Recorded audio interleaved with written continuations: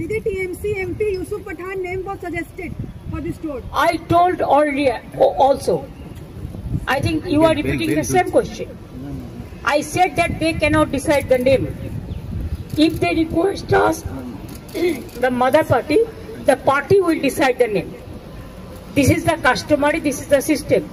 We are totally with the central government regarding external affairs policy, and we are fully supporting them. We don't have any hesitation to say that. Is it clear?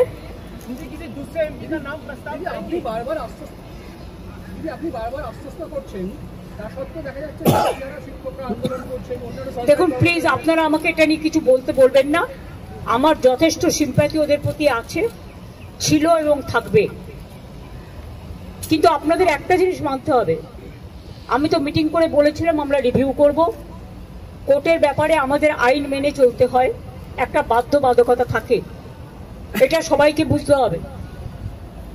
এবং আমাদের দিক থেকে আমরা review petition করেছি।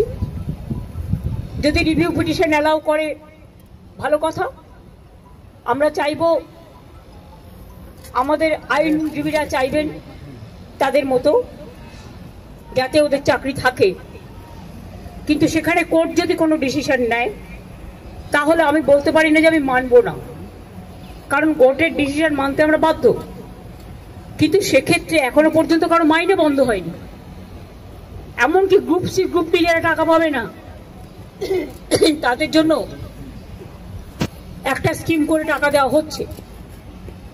তার উপরে আমি জানি না, আমার একটা জিনিস খুব খারাপ লাগে, যারা ওস্কাচ্ছে তারাই কিন্তু মামলাটা করেছে ওদের বিরুদ্ধে। চাকরিগুলো কিন্তু আমাদের জন্য যায়নি, চাকরিগুলো যাদের যাবার পথে দাঁড়িয়েছে সেটার জন্য দায়ী যারা, আমি তাদের বলবো এটা না করলেই পারতেন।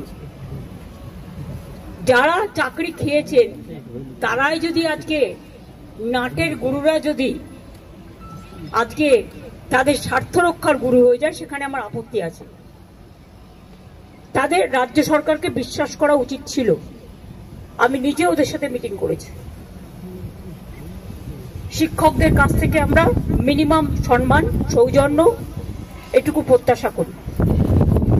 রাজনীতির ঊর্ধ্বে থেকে তারা সমাজকে সেবা করুন, বাচ্চাদের শিক্ষা দিন।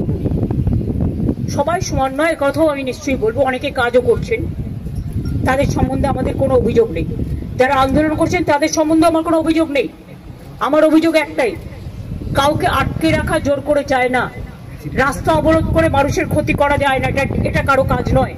এবং এতে বাইরের লোকেরা আছে, টিচারের সংখ্যা কম, বাইরের লোকের সংখ্যা বেশি।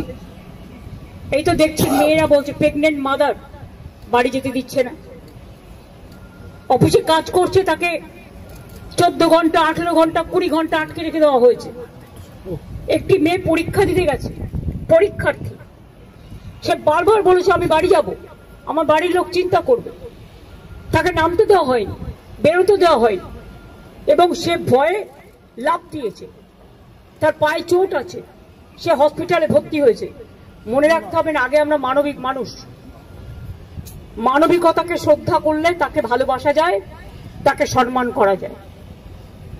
আমি আন্দোলনের বিপক্ষে নই, কিন্তু আন্দোলন করারও একটা লক্ষ্মণ রেখা আছে। আমার যেমন অধিকার নেই কাউকে বাধা দেবার, অন্যেরও অধিকার নেই আমাকে বাধা দেওয়া। আমি তো বলবো আপনারা এখানে না করে আইনে লড়াই করুন, আমরা পুরো সাহায্য করব। আমরা নিজেরাও তো করছি, আমাদের সাধ্যমতো আমরা করছি। আমরা তো ওদের বিপক্ষে নই। কিন্তু কোনো রাজনৈতিক দল যদি মনে করেন রাজনৈতিক দল জল ঘোলা করবেন, তাহলে সেই রাজনৈতিক দলকে আমার কোয়েশ্চেন থাকবে, কোর্টে গিয়ে কেসটা তো আপনারা করেছিলেন, এটা করা কি ঠিক ছিল? জাস্ট এই পর্যন্ত।